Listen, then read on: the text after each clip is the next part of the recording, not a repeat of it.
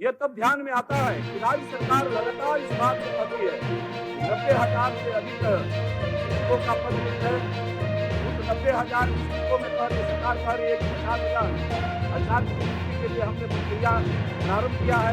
तो फिर वही सवाल आता है महोदय कि आखिर लगातार इस बात को लेकर के आपका अगर नीति और नियत स्पष्ट रहता तो 3 साल हो गए।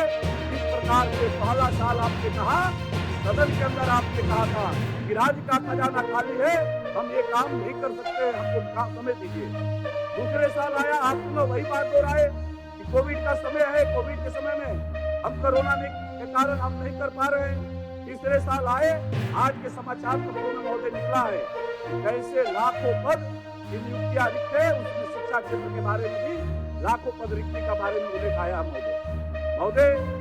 ये तब विचार आता है कि तीसरे साल आपने नियुक्ति बर्ष किया और एक तरफ आप नियुक्ति बर्ष किए और राज्य के नौजवानों की भावनाओं को, इन बातों को अपने स्थापना काल से सत्तारूढ़ दल कहते आई थी कि हर हाल में झारखंडी की असली झारखंडी की क्या पहचान 1932 का खतियान, और जब सदन में लेकर के 32 का खतियान आते हैं तो 32 का खतियान ला करके और आप सदन के अंदर कहते हैं इस बात को, आप ही कहते हैं सदन के नेता माननीय मुख्यमंत्री जी कहते हैं 1925 का खतियान लागू नहीं हो सकता है, नहीं हो सकता है। ये बात सदन के अंदर कहते हैं और कुछ महीने के बाद आप राज्य भर के नौजवानों की भावनाओं को के साथ खेलते हुए सदन के अंदर आप विशेष सत्र बुला करके और आप 32 के खतियान का प्रस्ताव पारित करते हैं।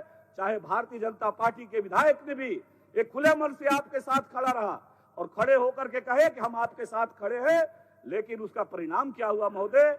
उसका परिणाम हुआ कि एक पिछले दरवाजे से फिर आकर के आपने निकालना प्रारंभ किया और आज वो 32 का खतियान एक फिर नौजवान प्रदेश के भ्रम में है कि कौन सा सही है। मुख्यमंत्री जी पहले कहते थे कि नहीं लागू हो सकता है, वो सही है।